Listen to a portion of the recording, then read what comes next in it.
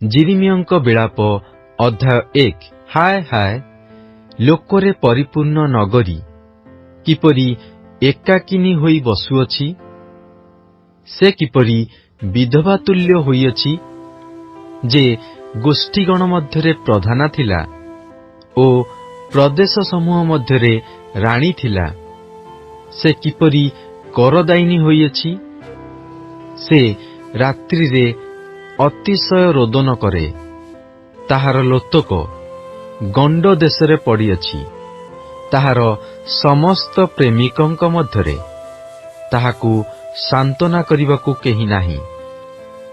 ତାହାର ବନ୍ଧୁ ସମସ୍ତେ ତାହାକୁ ପ୍ରବଞ୍ଚନା କରିଅଛନ୍ତି। ସେମାନେ ତାହାର ଶତ୍ରୁ ହୋଇଅଛନ୍ତି। ଦୁଃଖ ସକାଶୁ ଓ ମହାଦାସତ୍ୱ ସକାଶୁ ଯିହୁଦା ବନ୍ଦୀ ହୋଇଯାଇଅଛି। ସେ ଦେବପୂଜକମାନଙ୍କ ମଧ୍ୟରେ ବାସ କରେ। ସେ କିଛି ବିଶ୍ରାମ ପାଏ ନାହିଁ। ତାହାର ତାଡ଼ନାକାରୀ ସମସ୍ତେ ସଂକୀର୍ଣ୍ଣ ପଥରେ ତାହାର ସଙ୍ଗ ଧରିଲେ। ସିଓନର ପଥ ସକଳ ଶୋକ କରଇ, କାରଣ କେହି ମହାସଭାକୁ ଆସେ ନାହିଁ। ତାହାର ଦ୍ୱାର ସବୁ ଶୂନ୍ୟ। ତାହାର ଯାଜକମାନେ ଦୀର୍ଘ ନିଶ୍ୱାସ ଛାଡୁଅଛନ୍ତି। ତାହାର କୁମାରୀଗଣ ଦୁଃଖଗ୍ରସ୍ତ ଓ ସେ ନିଜେ ମନ ପୀଡ଼ା ପାଇଅଛି। ତାହାର ବିପକ୍ଷଗଣ ମସ୍ତକ ସ୍ୱରୂପ ହୋଇଅଛନ୍ତି। ତାହାର ଶତ୍ରୁମାନେ ସୌଭାଗ୍ୟବାନ ହୋଇଅଛନ୍ତି, କାରଣ ତାହାର ଅସଂଖ୍ୟ ଆଜ୍ଞାଲଙ୍ଘନ ସକାଶୁ ସଦାପ୍ରଭୁ ତାହାକୁ କ୍ଲେଶ ଦେଇଅଛନ୍ତି। ତାହାର ଶିଶୁ ସନ୍ତାନଗଣ ବିପକ୍ଷର ଆଗେ ଆଗେ ବନ୍ଦୀ ହୋଇଯାଇଅଛନ୍ତି।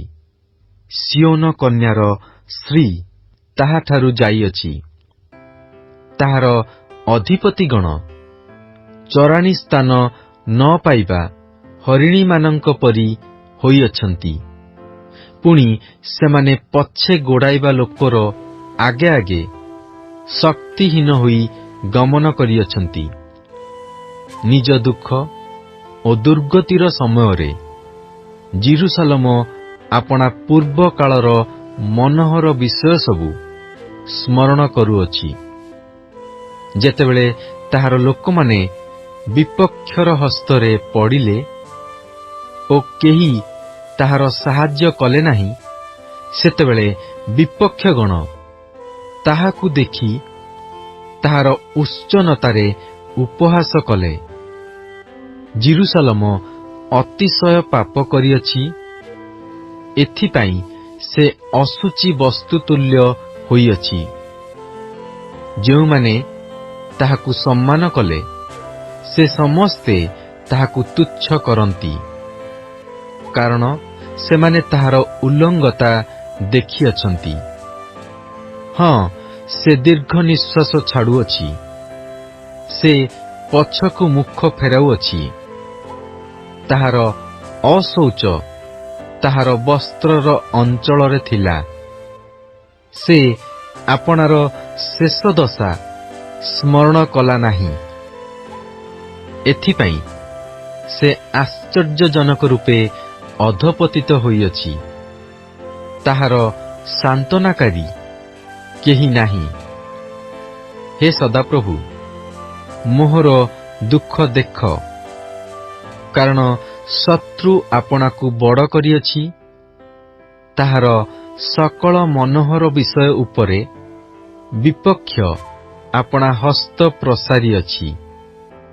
ହଁ, ଯେଉଁ ଅନ୍ୟ ଦେଶୀୟମାନଙ୍କୁ ତୁମ୍ଭ ସମାଜରେ ପ୍ରବେଶ କରିବା ପାଇଁ ତୁମ୍ଭେ ନିଷେଧ କରିଅଛ, ସେମାନଙ୍କୁ ସେ ତାହାର ପବିତ୍ର ସ୍ଥାନରେ ପ୍ରବେଶ କରିବାର ଦେଖିଅଛି।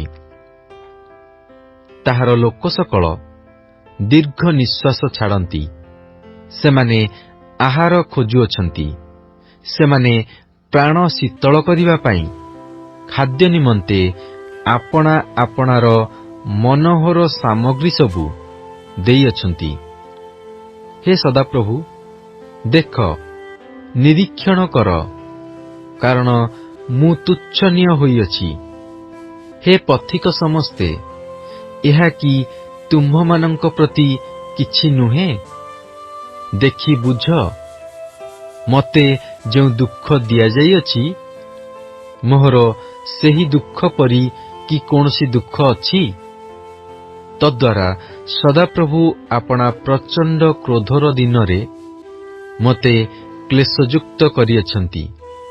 ସେ ଊର୍ଦ୍ଧ୍ୱରୁ ମୋ ଅସ୍ଥି ସକଳର ମଧ୍ୟକୁ ଅଗ୍ନି ପ୍ରେରଣ କରିଅଛନ୍ତି, ଆଉ ତାହା ସେ ସବୁକୁ ପରାସ୍ତ କରଇ।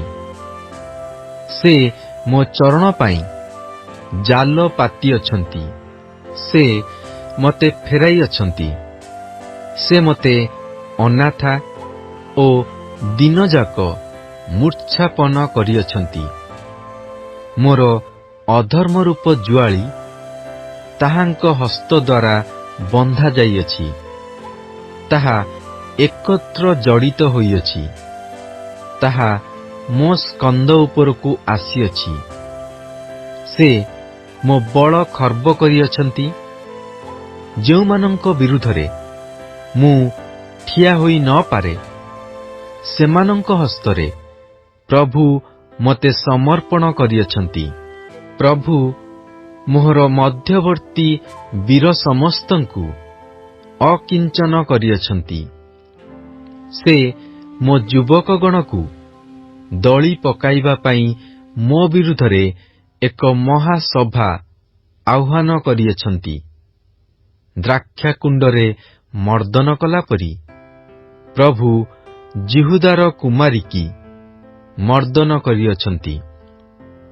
ଏହି ସବୁ ବିଷୟର ଲାଗି ମୁଁ କ୍ରନ୍ଦନ କରୁଅଛି। ମୋର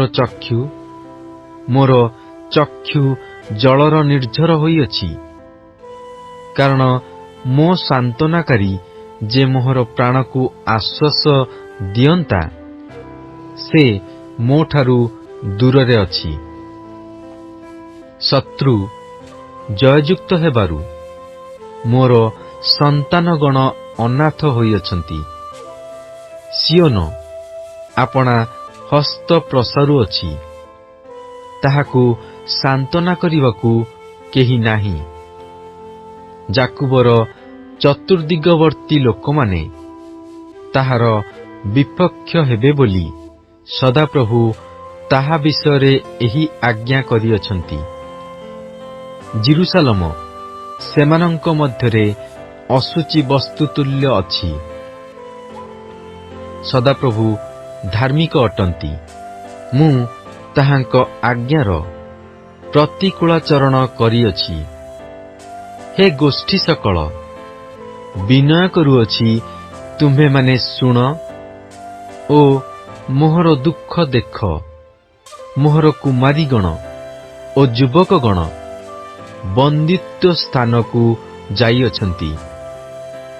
ମୁଁ ଆପଣା ପ୍ରେମିକମାନଙ୍କୁ ଡାକିଲି, ମାତ୍ର ସେମାନେ ମୋତେ ବଞ୍ଚନା କଲେ।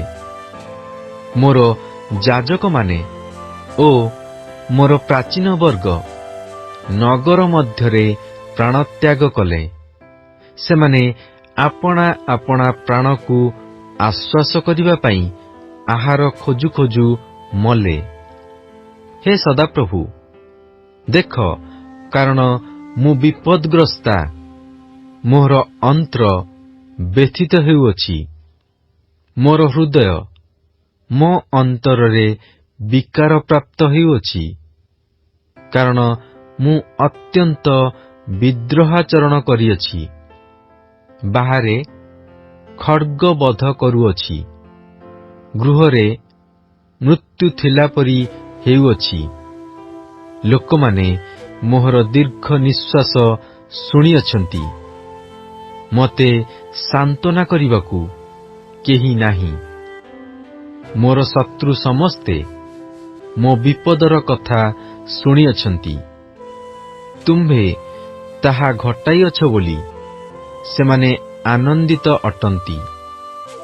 ତୁମ୍ଭେ ଯେଉଁ ଦିନର କଥା ପ୍ରଚାର କରିଅଛ, ତାହା ଉପସ୍ଥିତ କରିବ। ପୁଣି ସେମାନେ ମୋହର ତୁଲ୍ୟ ହେବେ।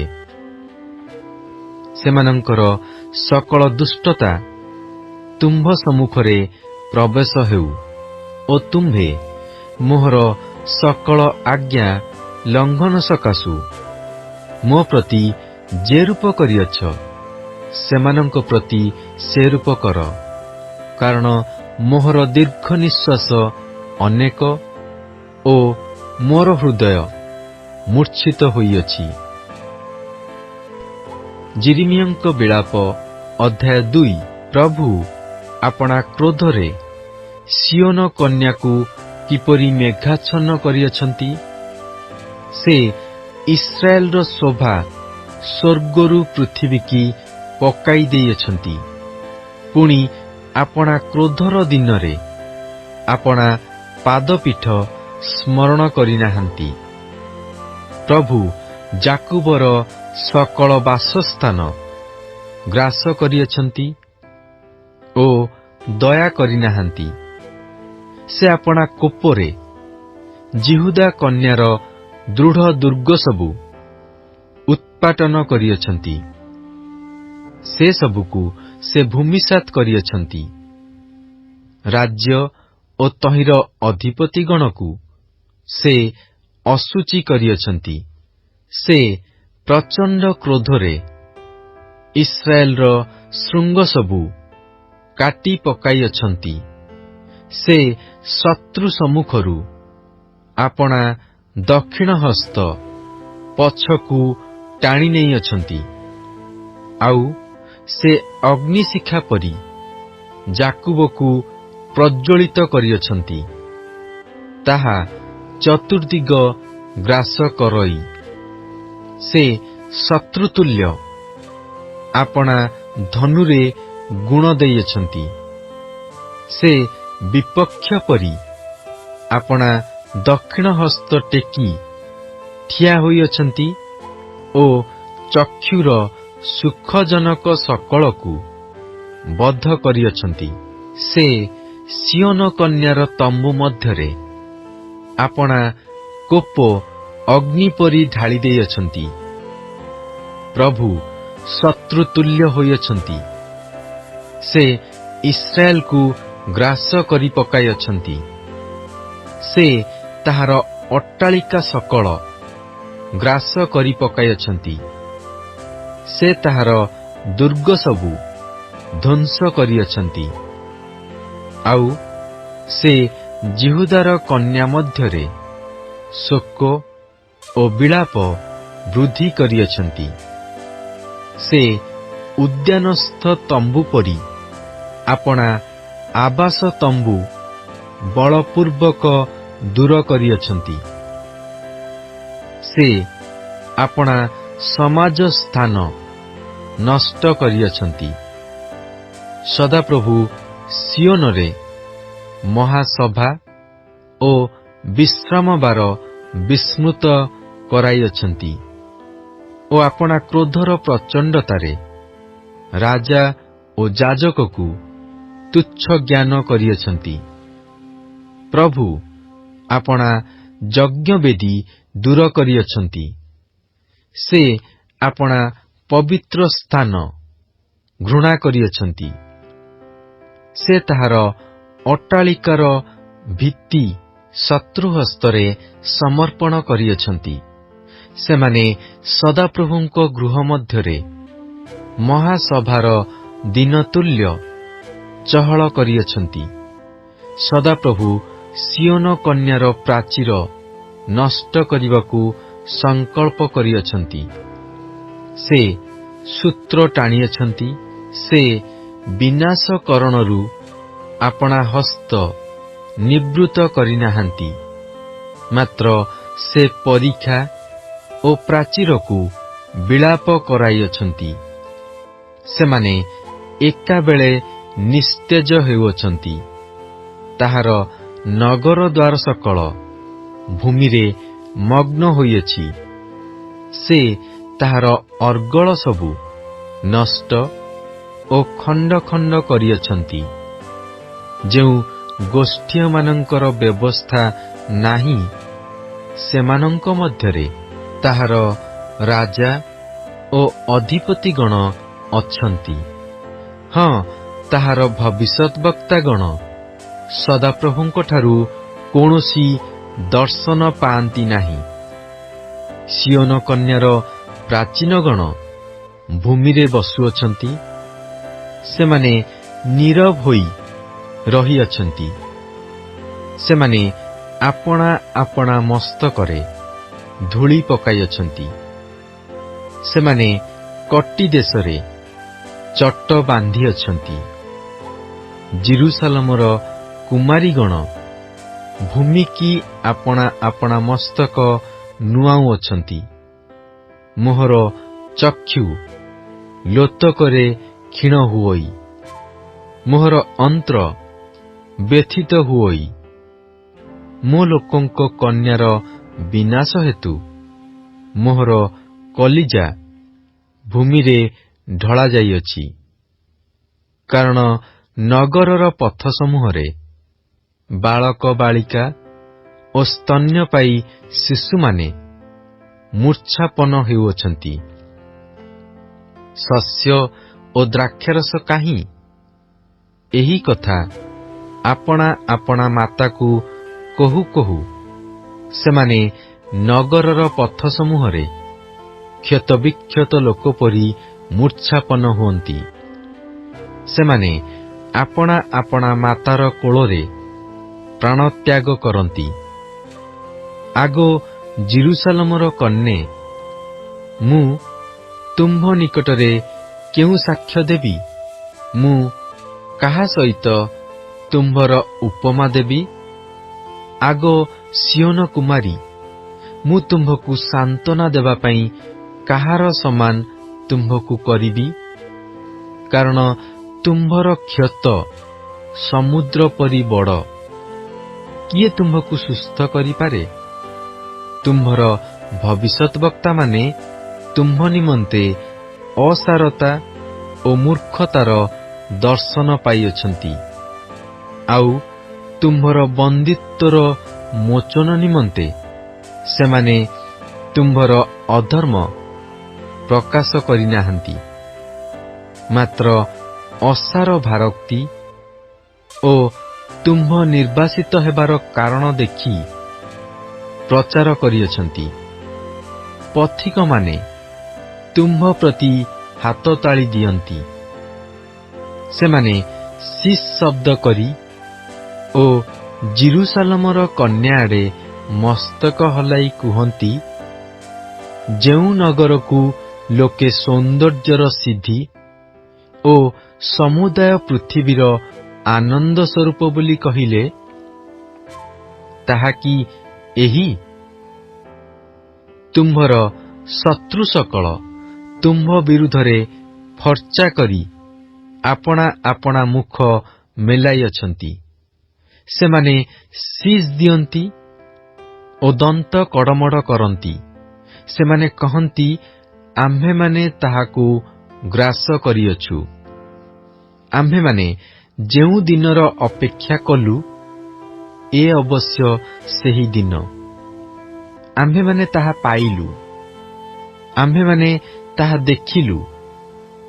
ସଦାପ୍ରଭୁ ଯାହା ସଂକଳ୍ପ କଲେ, ତାହା ସିଦ୍ଧ କରିଅଛନ୍ତି। ସେ ପୁରାତନ କାଳରେ ଯାହା ଆଜ୍ଞା କରିଥିଲେ, ଆପଣାର ସେହି ବାକ୍ୟ ସଫଳ କରିଅଛନ୍ତି। ସେ ନିପାତ କରିଅଛନ୍ତି ଓ ଦୟା କରିନାହାନ୍ତି। ଆଉ ସେ ଶତ୍ରୁକୁ ତୁମ୍ଭ ଉପରେ ଆନନ୍ଦ କରିବାକୁ ଦେଇଅଛନ୍ତି। ସେ ତୁମ୍ଭ ବିପକ୍ଷଗଣର ଶୃଙ୍ଗ ଉନ୍ନତ କରିଅଛନ୍ତି। ଲୋକମାନଙ୍କର ହୃଦୟ ପ୍ରଭୁଙ୍କ ନିକଟରେ ପ୍ରାର୍ଥନା କଲା, ହେ ସିଓନ କନ୍ୟାର ପ୍ରାଚୀର, ଦିବାରାତ୍ର ଅଶ୍ରୁଧାରା ସ୍ରୋତ ପରି ବୁହାଅ। ତୁମ୍ଭେ ଆପଣାକୁ କିଛି ବିଶ୍ରାମ ଦିଅ ନାହିଁ। ତୁମ୍ଭ ଚକ୍ଷୁର ତାରା ଶାନ୍ତ ନ ହେଉ। ଉଠ, ରାତ୍ରିରେ ପ୍ରତ୍ୟେକ ପ୍ରହରର ଆରମ୍ଭରେ ଆର୍ତ୍ତସ୍ୱର କର। ପ୍ରଭୁଙ୍କ ସମ୍ମୁଖରେ ତୁମ୍ଭର ହୃଦୟ ଜଳ ପରି ଢାଳି ଦିଅ। ତୁମ୍ଭର ବାଳକ ବାଳିକାଗଣର ପ୍ରାଣ ରକ୍ଷାର୍ଥେ ତାହାଙ୍କ ଛାମୁରେ କୃତାଞ୍ଜଳି ହୁଅ। ସେମାନେ ପ୍ରତ୍ୟେକ ସଡ଼କର ମୁଣ୍ଡରେ କ୍ଷୁଧାରେ କ୍ଳାନ୍ତ ହେଉଅଛନ୍ତି। ହେ ସଦାପ୍ରଭୁ, ଦେଖ, ନିରୀକ୍ଷଣ କର। ତୁମ୍ଭେ କାହା ପ୍ରତି ଏ ପ୍ରକାର ବ୍ୟବହାର କରିଅଛ? ସ୍ତ୍ରୀଲୋକେ କି ଆପଣା ଗର୍ଭଫଳକୁ ହସ୍ତରେ ଲାଳିତ ଶିଶୁମାନଙ୍କୁ ଭୋଜନ କରିବେ? ଯାଜକ ଓ ଭବିଷ୍ୟଦ୍ବକ୍ତା କି ପ୍ରଭୁଙ୍କର ପବିତ୍ର ସ୍ଥାନରେ ହତ ହେବେ? ଆବାଳ ବୃଦ୍ଧ ଲୋକ ବାଟରେ ଭୂମିରେ ପଡ଼ିଅଛନ୍ତି। ଆମ୍ଭର କୁମାରୀ ଓ ଯୁବକଗଣ ଖଡ୍ଗରେ ହତ ହୋଇ ପଡ଼ିଅଛନ୍ତି। ତୁମ୍ଭେ ସେମାନଙ୍କୁ ଆପଣା କ୍ରୋଧର ଦିନରେ ବଧ କରିଅଛ। ତୁମ୍ଭେ ଦୟା ନ କରି ହତ୍ୟା କରିଅଛ। ତୁମ୍ଭେ ମୋର ଚତୁର୍ଦିଗସ୍ଥ ଆଶଙ୍କା ସକଳକୁ ମହାସଭା ଦିନର ନ୍ୟାୟ ଆହ୍ୱାନ କରିଅଛ।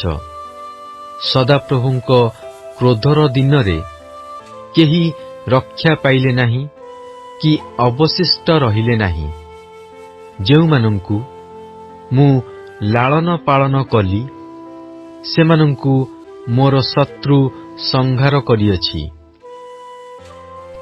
ଯିରିମିୟଙ୍କ ବିଳାପ ଅଧ୍ୟାୟ 3। ଯେ ତାହାଙ୍କ କ୍ରୋଧରୂପ ପାଞ୍ଚଣ ଦ୍ୱାରା କ୍ଲେଶ ଦେଖିଅଛି, ମୁଁ ସେହି ମନୁଷ୍ୟ। ସେ ମୋତେ ଆଲୁଅରେ ନୁହେଁ, ଅନ୍ଧକାରରେ ଚଳାଇଅଛନ୍ତି। ସେ ନିଶ୍ଚୟ ମୋ ବିରୁଦ୍ଧରେ ଦିନଯାକ ଆପଣା ହସ୍ତ ପୁନଃ ପୁନଃ ଫେରାଉଅଛନ୍ତି। ସେ ମୋହର ମାଂସ ଓ ମୋର ଚର୍ମ ଜୀର୍ଣ୍ଣ କରିଅଛନ୍ତି। ସେ ମୋହର ଅସ୍ଥି ସବୁ ଭାଙ୍ଗି ପକାଇଅଛନ୍ତି। ସେ ମୋତେ ଅବରୁଦ୍ଧ କରିଅଛନ୍ତି।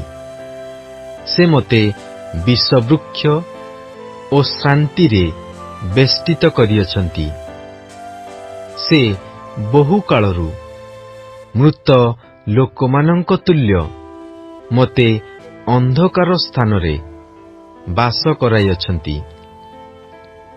ସେ ମୋର ଚାରିଆଡ଼େ ବେଢ଼ା ଦେଇଅଛନ୍ତି, ମୁଁ ବାହାରି ଯାଇ ନ ପାରେ। ସେ ମୋହର ଶୃଙ୍ଖଳ ଭାରୀ କରିଅଛନ୍ତି। ହଁ, ମୁଁ ସାହାଯ୍ୟ ପାଇଁ ଆର୍ତ୍ତସ୍ୱର କଲେ ସେ ମୋହର ପ୍ରାର୍ଥନା ଅଗ୍ରାହ୍ୟ କରନ୍ତି। ସେ କଟା ପଥରରେ ମୋହର ପଥ ଅବରୋଧ କରିଅଛନ୍ତି। ସେ ମୋର ପଥ ସବୁ ବକ୍ର କରିଅଛନ୍ତି।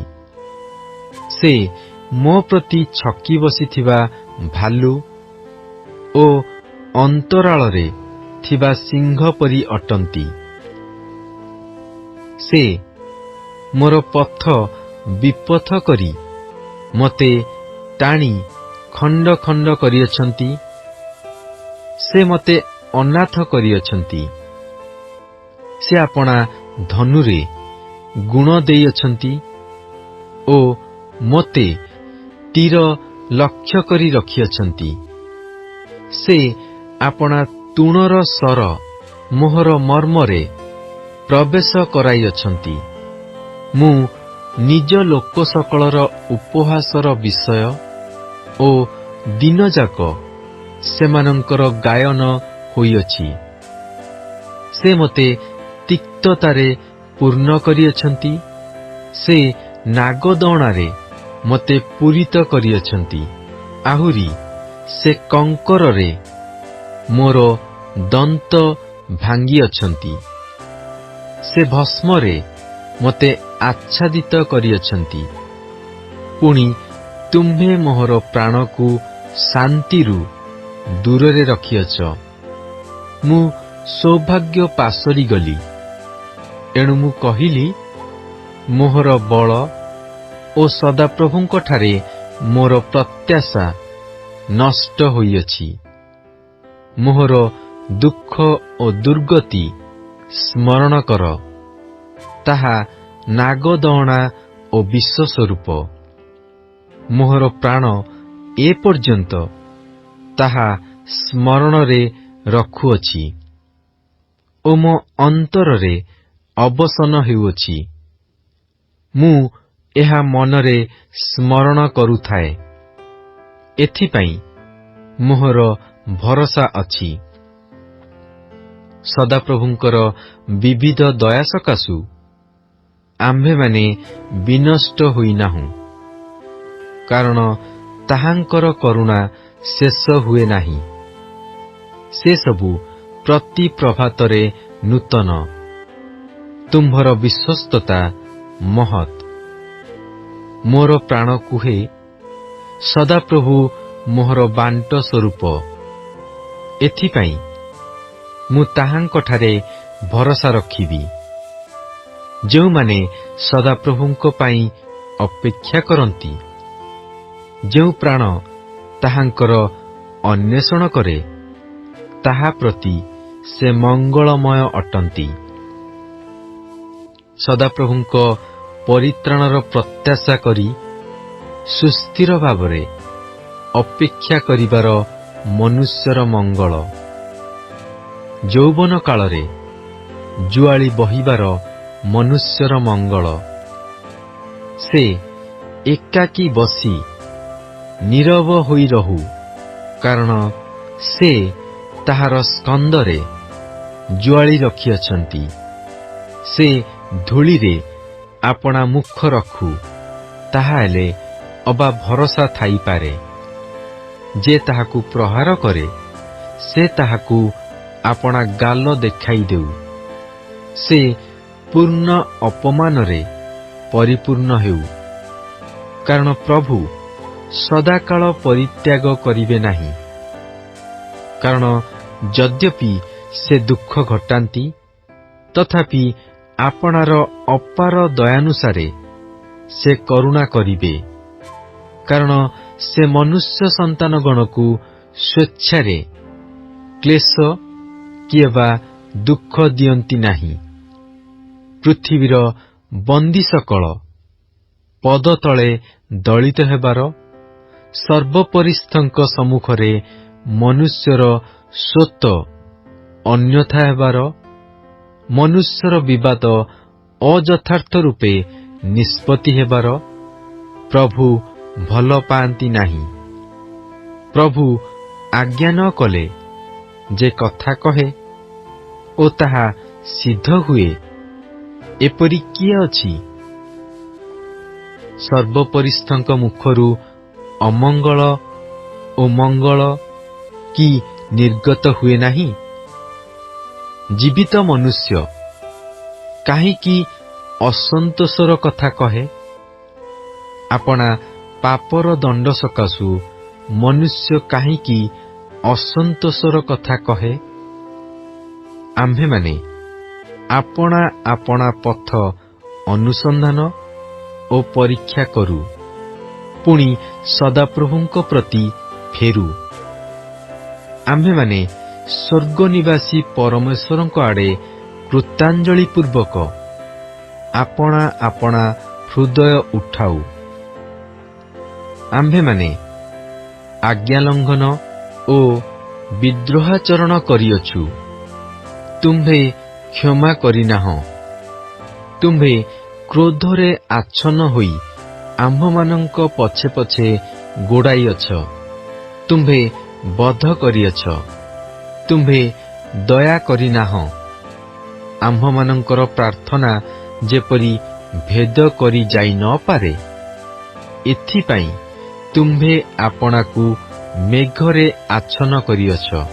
तुम्भे गोष्ठीगण मध्यरे आम्भमानंकु झट्टा अलिया ओ अग्राह्य वस्तुतुल्य करिअछ।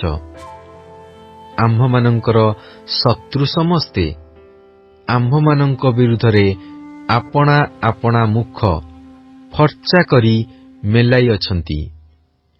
त्रास ओ खात ଉଜାଡ଼ ଓ ବିନାଶ ଆମ୍ଭମାନଙ୍କ ପ୍ରତି ଘଟିଅଛି। ମୋ ଲୋକଙ୍କ କନ୍ୟାର ବିନାଶ ସକାଶୁ ମୋ ଚକ୍ଷୁରୁ ଜଳଧାରା ବହୁଅଛି।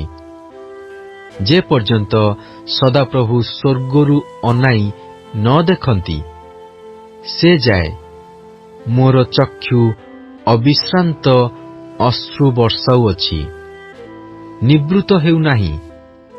ମୋ ନଗରୀର ସକଳ କନ୍ୟାଙ୍କ ସକାଶୁ ମୋହର ଚକ୍ଷୁ ମୋ ପ୍ରାଣକୁ ଆର୍ଦ୍ର କରୁଅଛି। ବିନା କାରଣରେ ଯେଉଁମାନେ ମୋହର ଶତ୍ରୁ, ସେମାନେ ମୋତେ ପକ୍ଷୀ ପରି ମୃଗୟା କରିଅଛନ୍ତି। ସେମାନେ କୂପରେ ମୋର ପ୍ରାଣ ସଂହାର କରି ମୋ ଉପରେ ପ୍ରସ୍ତର ପକାଇଅଛନ୍ତି। ମୋ ମସ୍ତକର ଉପର ଦେଇ ଜଳ ବହିଗଲା। ମୁଁ କହିଲି, ମୁଁ ଉଚ୍ଛିନ୍ନ ହେଲି। ହେ ସଦାପ୍ରଭୁ, ମୁଁ ଗଭୀରତମ କୂପ ମଧ୍ୟରୁ ତୁମ୍ଭ ନାମରେ ପ୍ରାର୍ଥନା କଲି। ତୁମ୍ଭେ ମୋହର ରବ ଶୁଣିଲ। ମୋର ନିଶ୍ୱାସ, ମୋହର ଆର୍ତ୍ତନାଦ ପ୍ରତି ଆପଣା କର୍ଣ୍ଣ ଲୁଚାଅ ନାହିଁ। ଯେଉଁଦିନ ମୁଁ ତୁମ୍ଭ ଛାମୁରେ ପ୍ରାର୍ଥନା କଲି, ସେଦିନ ତୁମ୍ଭେ ନିକଟବର୍ତ୍ତୀ ହେଲ। ତୁମ୍ଭେ କହିଲ, ଭୟ କର ନାହିଁ। ହେ ପ୍ରଭୁ, ତୁମ୍ଭେ ମୋ ପ୍ରାଣର ବିବାଦ ସକଳର ସପକ୍ଷରେ ପ୍ରତିବାଦ କରିଅଛ। ତୁମ୍ଭେ ମୋହର ଜୀବନ ମୁକ୍ତ କରିଅଛ। ହେ ସଦାପ୍ରଭୁ, ମୋ ପ୍ରତି କୃତ ଅନ୍ୟାୟ ତୁମ୍ଭେ ଦେଖିଅଛ। ତୁମ୍ଭେ ମୋହର ବିଚାର ନିଷ୍ପତ୍ତି କର। ତୁମ୍ଭେ ସେମାନଙ୍କର ପ୍ରତିଶୋଧ ଓ ମୋ ବିରୁଦ୍ଧରେ ସେମାନଙ୍କର କୃତ ସଂକଳ୍ପ ସବୁ ଦେଖିଅଛ। ହେ ସଦାପ୍ରଭୁ, ତୁମ୍ଭେ ସେମାନଙ୍କ ତିରସ୍କାର ଓ ମୋ ବିରୁଦ୍ଧରେ ସେମାନଙ୍କର କୃତ ସଂକଳ୍ପ ସବୁ ଶୁଣିଅଛ। ମୋ ବିରୁଦ୍ଧରେ ଉଠିଲା ଲୋକମାନଙ୍କ ଓଷ୍ଠାଧରର କଥା ଓ ଦିନଯାକ ମୋ ବିରୁଦ୍ଧରେ ସେମାନଙ୍କ କଳ୍ପନା ସବୁ ତୁମ୍ଭେ ଶୁଣିଅଛ। ତୁମ୍ଭେ ସେମାନଙ୍କର ବସିବାର ଓ ଉଠିବାର ନିରୀକ୍ଷଣ କର। ମୁଁ ସେମାନଙ୍କର ଗାୟନ ସ୍ୱରୂପ ହୋଇଅଛି। ହେ ସଦାପ୍ରଭୁ, ତୁମ୍ଭେ ସେମାନଙ୍କ ହସ୍ତକୃତ କର୍ମାନୁସାରେ ସେମାନଙ୍କୁ ପ୍ରତିଫଳ ଦେବ। ତୁମ୍ଭେ ସେମାନଙ୍କୁ ଚିତ୍ତର କଠିନତା, ତୁମ୍ଭର ଅଭିଶାପ ଦେବ। ତୁମ୍ଭେ କ୍ରୋଧରେ ସେମାନଙ୍କ ପଛେ ପଛେ ଗୋଡ଼ାଇବ ଓ ସଦାପ୍ରଭୁଙ୍କ ଆକାଶମଣ୍ଡଳର ତଳୁ ସେମାନଙ୍କୁ ଉଚ୍ଛିନ୍ନ କରିବ। ଯିରିମିୟଙ୍କ ବିଳାପ ଅଧ୍ୟାୟ 4। ହାୟ, ସୁବର୍ଣ୍ଣ କିପରି ମଳିନ ହୋଇଅଛି, ଅତ୍ୟନ୍ତ ନିର୍ମଳ ସୁବର୍ଣ୍ଣ କିପରି ବିକୃତ ହୋଇଅଛି। ପବିତ୍ର ସ୍ଥାନର ପ୍ରସ୍ତର ସବୁ ପ୍ରତ୍ୟେକ ଦାଣ୍ଡର ମୁଣ୍ଡରେ ନିକ୍ଷିପ୍ତ ହୋଇଅଛି। ହାୟ, ନିର୍ମଳ ସୁବର୍ଣ୍ଣ ତୁଲ୍ୟ ଯେ ସିଓନର ସନ୍ତାନଗଣ, ସେମାନେ କିପରି କୁମ୍ଭାରର ହସ୍ତକୃତ ମୃତ୍ତିକାର କଳସ ତୁଲ୍ୟ ଗଣିତ ହୋଇଅଛନ୍ତି। ଶୃଗାଳମାନେ ହିଁ ସ୍ତନ ଦିଅନ୍ତି। ସେମାନେ ଆପଣା ଆପଣା ଛୁଆମାନଙ୍କୁ ଦୁଗ୍ଧପାନ କରାନ୍ତି। ମୋ ଲୋକଙ୍କର କନ୍ୟା ପ୍ରାନ୍ତରସ୍ଥ ଉଷ୍ଟ୍ରପକ୍ଷୀ ପରି ନିଷ୍ଠୁରା ହୋଇଅଛି। ତୃଷା ହେତୁରୁ ସ୍ତନ୍ୟପାୟୀ ଶିଶୁର ଜିହ୍ୱା ତାଳୁରେ ଲାଗିଯାଉଅଛି। ବାଳକ ବାଳିକାମାନେ ରୁଟି ମାଗନ୍ତି ଓ କେହି ସେମାନଙ୍କୁ ତାହା ଭାଙ୍ଗିଦିଏ ନାହିଁ। ଯେଉଁମାନେ ସୁଖାଦ୍ୟ ଭୋଜନ କଲେ, ସେମାନେ ଦାଣ୍ଡରେ ଅନାଥ ହୋଇଅଛନ୍ତି। ଯେଉଁମାନେ ସିନ୍ଦୂରବର୍ଣ୍ଣ ବସ୍ତ୍ର ପିନ୍ଧି ପ୍ରତିପାଳିତ ହେଲେ ସେମାନେ ଖତ ରାଶି ଅବଲମ୍ବନ କରନ୍ତି, କାରଣ ଯେ ଏକ ନିମିଷ ମଧ୍ୟରେ ଉତ୍ପାଟିତ ହେଲା ଓ ଯାହାକୁ କାହାରି ହସ୍ତ ଆକ୍ରମଣ ନ କଲା, ଏପରି ଯେ ସଦୋମ, ତାହାର ପାପ ଅପେକ୍ଷା ମୋ ଲୋକଙ୍କ କନ୍ୟାର ଅଧର୍ମ ଅଧିକ ଅଟେ। ତାହାର କୁଳୀନ ଲୋକମାନେ ହିମ ଅପେକ୍ଷା ନିର୍ମଳ, ସେମାନେ ଦୁଗ୍ଧ ଅପେକ୍ଷା ଶୁକ୍ଳ ଥିଲେ। ସେମାନଙ୍କର ଶରୀର ପ୍ରବାଳ ଅପେକ୍ଷା ରକ୍ତବର୍ଣ୍ଣ, ସେମାନଙ୍କର କାନ୍ତି ନୀଳକାନ୍ତ ମଣିତୁଲ୍ୟ ଥିଲା। ସେମାନଙ୍କର ମୁଖ ଅଙ୍ଗାର ଅପେକ୍ଷା କଳାବର୍ଣ୍ଣ, ସେମାନେ ଦାଣ୍ଡରେ ଚିହ୍ନା ଯାଆନ୍ତି ନାହିଁ। ସେମାନଙ୍କର ଚର୍ମ ଅସ୍ଥିରେ ଲାଗି ରହିଅଛି, ତାହା କାଷ୍ଠ ପରି ଶୁଷ୍କ ହୋଇଅଛି। କ୍ଷୁଧାରେ ହତ ହେବା ଲୋକମାନଙ୍କ ଅପେକ୍ଷା ଖड्गରେ ହତ ହେବା ଲୋକମାନେ ଭଲ, କାରଣ ଏମାନେ କ୍ଷେତ୍ରୋତ୍ପନ୍ନ ଶସ୍ୟର ଅଭାବ ରୂପ ଶୂଳରେ ବିଦ୍ଧ ହୋଇ କ୍ଷୟ ପାଆନ୍ତି। ସ୍ନେହବତୀ ସ୍ତ୍ରୀଗଣର ହସ୍ତ ଆପଣା ଆପଣା ପିଲାମାନଙ୍କୁ ରାନ୍ଧିଅଛି। ମୋ ଲୋକଙ୍କ କନ୍ୟାର ବିନାଶ ସମୟରେ ଶିଶୁମାନେ ସେମାନଙ୍କର ଆହାର ହେଲେ। ସଦାପ୍ରଭୁ ଆପଣା କୋପ ସଫଳ କରିଅଛନ୍ତି, ସେ ଆପଣା ପ୍ରଚଣ୍ଡ କ୍ରୋଧ ଢାଳି ଦେଇଅଛନ୍ତି। ପୁଣି ସେ ସିଓନରେ ଅଗ୍ନି ଜୋଳାଇଅଛନ୍ତି, ତାହା ତାହାର ଭିତ୍ତିମୂଳ ଗ୍ରାସ କରିଅଛି। ବିପକ୍ଷ ଲୋକ ଓ ଶତ୍ରୁ ଯେ ଜେରୁସାଲେମର ଦ୍ୱାରସମୂହରେ ପ୍ରବେଶ କରିବ, ଏହା ପୃଥିବୀସ୍ଥ ରାଜଗଣ କିଏବା ଜଗନ୍ନିବାସୀ ସମସ୍ତେ ବିଶ୍ୱାସ କଲେ ନାହିଁ। ତହିଁ ମଧ୍ୟରେ ଯେଉଁମାନେ ଧାର୍ମିକ ଗଣର ରକ୍ତପାତ କରିଅଛନ୍ତି, ସେହି ଭବିଷ୍ୟଦ୍ବକ୍ତାଗଣର ପାପ ଓ ଯାଜକଗଣର ଅଧର୍ମ ସକାଶୁ ଏହା ହୋଇଅଛି। ସେମାନେ ଅନ୍ଧ ଲୋକମାନଙ୍କ ପରି ଦାଣ୍ଡରେ ଭ୍ରମଣ କରନ୍ତି, ସେମାନେ ରକ୍ତରେ ଅଶୁଚି ହୋଇଅଛନ୍ତି। ଏଣୁ ଲୋକେ ସେମାନଙ୍କର ବସ୍ତ୍ର ସ୍ପର୍ଶ କରି ନ ପାରନ୍ତି। ଲୋକେ ସେମାନଙ୍କୁ ଡାକି କହିଲେ, ହେ ଅଶୁଚି ଲୋକମାନେ, ଦୂର ହୁଅ, ଦୂର ହୁଅ, ଦୂର ହୁଅ, ସ୍ପର୍ଶ କର ନାହିଁ। ସେମାନେ ପଳାଇ ଭ୍ରମଣ କଲାବେଳେ ନାନା ଗୋଷ୍ଠୀ ମଧ୍ୟରୁ ଲୋକେ କହିଲେ, ସେମାନେ ଆଉ ଏଠାରେ ପ୍ରବେଶ କରିବେ ନାହିଁ। ସଦାପ୍ରଭୁଙ୍କ କ୍ରୋଧ ସେମାନଙ୍କୁ ଛିନ୍ନ ଭିନ୍ନ କରିଅଛି। ସେ ସେମାନଙ୍କ ପ୍ରତି ଆଉ ଦୃଷ୍ଟିପାତ କରିବେ ନାହିଁ। ସେମାନେ ଯାଜକମାନଙ୍କୁ ଆଦର କଲେ ନାହିଁ। ସେମାନେ ପ୍ରାଚୀନ ଗଣକୁ ଅନୁଗ୍ରହ କଲେ ନାହିଁ। ଏବେ ହିଁ ମିଥ୍ୟା ସାହାଯ୍ୟର ଅପେକ୍ଷାରେ ଆମ୍ଭମାନଙ୍କର ଚକ୍ଷୁ କ୍ଷୀଣ ହୁଅଇ ଆମ୍ଭେମାନେ ଅପେକ୍ଷାରେ ରହି ରହି ଉଦ୍ଧାର କରିବାକୁ ଅସମର୍ଥ ଗୋଷ୍ଠୀର ଅପେକ୍ଷା କରିଅଛୁ। ସେମାନେ ଆମ୍ଭମାନଙ୍କର ପାଦବିକ୍ଷେପ ଛକି ରହିଅଛନ୍ତି। ଆମ୍ଭେମାନେ ଆପଣା ଦାଣ୍ଡରେ ବୁଲି ନ ପାରୁ। ଆମ୍ଭମାନଙ୍କର ଶେଷ ନିକଟ, ଆମ୍ଭମାନଙ୍କର ଆୟୁ ସମ୍ପୂର୍ଣ୍ଣ ହେଲା, କାରଣ ଆମ୍ଭମାନଙ୍କର ଶେଷ କାଳ ଉପସ୍ଥିତ। ଆମ୍ଭମାନଙ୍କୁ ଗୋଡ଼ାଇବା ଲୋକମାନେ ଆକାଶର ଉତ୍କର୍ଷ ପକ୍ଷୀ ଅପେକ୍ଷା ବେଗଗାମୀ। ସେମାନେ ପର୍ବତରେ ଆମ୍ଭମାନଙ୍କୁ ଗୋଡ଼ାଇଲେ, ସେମାନେ ଆମ୍ଭମାନଙ୍କୁ ଧରିବା ପାଇଁ ପ୍ରାନ୍ତରରେ ଛକି ବସିଲେ।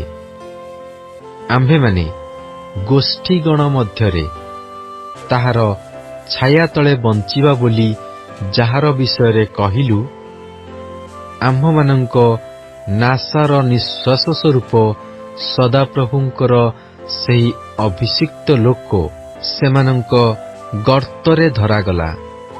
ହେ ଉସ୍ ଦେଶ ନିବାସିନୀ ଇଦୋମର କନ୍ୟା, ତୁମ୍ଭେ ଆନନ୍ଦ କର ଓ ପୁଲକିତା ହୁଅ। ସେହି ପାନପାତ୍ର ତୁମ୍ଭ ନିକଟକୁ ହିଁ ଯିବ। ତୁମ୍ଭେ ମତ୍ତା ହେବ ଓ ଆପଣାକୁ ଉଲ୍ଲଙ୍ଗିନୀ କରିବ। ହେ ସିଓନର କନ୍ୟା, ତୁମ୍ଭ ଅଧର୍ମର ଦଣ୍ଡ ସମ୍ପୂର୍ଣ୍ଣ ହୋଇଅଛି। ସେ ତୁମ୍ଭକୁ ବନ୍ଦିତ୍ୱ ସ୍ଥାନକୁ ଆଉ ନେଇଯିବେ ନାହିଁ। ହେ ଇଦୋମର କନ୍ୟା, ସେ ତୁମ୍ଭ ଅଧର୍ମର ପ୍ରତିଫଳ ଦେବେ। ସେ ତୁମ୍ଭର ପାପ ସବୁ ଅନାବୃତ କରିବେ। ଯିରିମିୟଙ୍କ ବିଳାପ ଅଧ୍ୟାୟ 5। ହେ ସଦାପ୍ରଭୁ, ଆମ୍ଭମାନଙ୍କ ପ୍ରତି ଯାହା ଘଟିଅଛି ତାହା ସ୍ମରଣ କର। ଅବଲୋକନ କରି ଆମ୍ଭମାନଙ୍କ ଅପମାନ ଦେଖ। ଆମ୍ଭମାନଙ୍କ ଅଧିକାର ବିଦେଶୀୟମାନଙ୍କର ହସ୍ତକୁ ଯାଇଅଛି। ଆମ୍ଭମାନଙ୍କର ଗୃହ ସବୁ ପରଦେଶୀୟମାନଙ୍କର ହସ୍ତଗତ। ଆମ୍ଭେମାନେ ଅନାଥ ଓ ପିତୃହୀନ। ଆମ୍ଭମାନଙ୍କର ମାତୃଗଣ ବିଧବା ତୁଲ୍ୟ ହୋଇଅଛନ୍ତି। ଆମ୍ଭେମାନେ ନିଜ ଜଳ ରୂପା ଦେଇ ପାନ କରିଅଛୁ। ଆମ୍ଭମାନଙ୍କର କାଷ୍ଠ ଆମ୍ଭମାନଙ୍କୁ ବିକାଯାଏ। ଆମ୍ଭମାନଙ୍କ ପଛରେ ଗୋଡ଼ାଇବା ଲୋକମାନେ ଆମ୍ଭମାନଙ୍କର ବେକ ଧରିଅଛନ୍ତି। ଆମ୍ଭେମାନେ କ୍ଳାନ୍ତ ହୋଇଅଛୁ ଓ କିଛି ବିଶ୍ରାମ ପାଇନାହୁଁ। ଆମ୍ଭେମାନେ ଖାଦ୍ୟରେ ତୃପ୍ତ ହେବା ନିମନ୍ତେ ମିଶ୍ରୀୟମାନଙ୍କୁ ଓ ଅସୁରୀୟମାନଙ୍କୁ ହାତ ଦେଇଅଛୁ। ଆମ୍ଭମାନଙ୍କର ପିତୃଲୋକମାନେ ପାପ କରିଅଛନ୍ତି, ଆଉ ସେମାନେ ନାହାନ୍ତି। ପୁଣି ଆମ୍ଭେମାନେ ସେମାନଙ୍କର ଅଧର୍ମ ବହନ କରିଅଛୁ। ଦାସମାନେ ଆମ୍ଭମାନଙ୍କ ଉପରେ କର୍ତ୍ତୃତ୍ୱ କରନ୍ତି। ସେମାନଙ୍କ ହସ୍ତରୁ ଆମ୍ଭମାନଙ୍କୁ ଉଦ୍ଧାର କରିବା ପାଇଁ କେହି ନାହିଁ। ପ୍ରାନ୍ତରରେ ଖड्ग ଥିବାରୁ ଆମ୍ଭେମାନେ ଆପଣା ଆପଣା ପ୍ରାଣ ସଙ୍କଟରେ ଖାଦ୍ୟ ପାଉଅଛୁ। ଦୁର୍ଭିକ୍ଷର ଜ୍ୱଳନ୍ତ ତାପ ହେତୁରୁ ଆମ୍ଭମାନଙ୍କର ଚର୍ମ ତୁନ୍ଦୁର ପରି କଳା ହୋଇଅଛି। ସେମାନେ ସିଓନରେ ସ୍ତ୍ରୀମାନଙ୍କୁ, ଜିହୁଦାର ନଗର ସମୂହରେ କୁମାରୀଗଣକୁ ଭ୍ରଷ୍ଟା କଲେ। ଅଧିପତିମାନେ ସେମାନଙ୍କ ହସ୍ତଦ୍ୱାରା ଟଙ୍ଗା ହୋଇଥିଲେ। ପ୍ରାଚୀନ ଲୋକମାନଙ୍କ ମୁଖ ସମାଦୃତ ନୋହିଲା। ଯୁବା ଲୋକମାନେ ଚକି ବହିଲେ, ଆଉ ପିଲାମାନେ କାଷ୍ଠ ଭାରରେ ଝୁଣ୍ଟି ପଡ଼ିଲେ। ପ୍ରାଚୀନମାନେ ନଗର ଦ୍ୱାରରୁ, ଯୁବା ଲୋକମାନେ ଆପଣା ବାଦ୍ୟରୁ ନିବୃତ ହୋଇଅଛନ୍ତି। ଆମ୍ଭମାନଙ୍କ ଚିତ୍ତର ଆନନ୍ଦ ନିବୃତ ହୋଇଅଛି। ଆମ୍ଭମାନଙ୍କର ନୃତ୍ୟ ଶୋକରେ ପରିଣତ ହୋଇଅଛି। ଆମ୍ଭମାନଙ୍କ ମସ୍ତକରୁ ମୁକୁଟ ଖସି ପଡ଼ିଅଛି।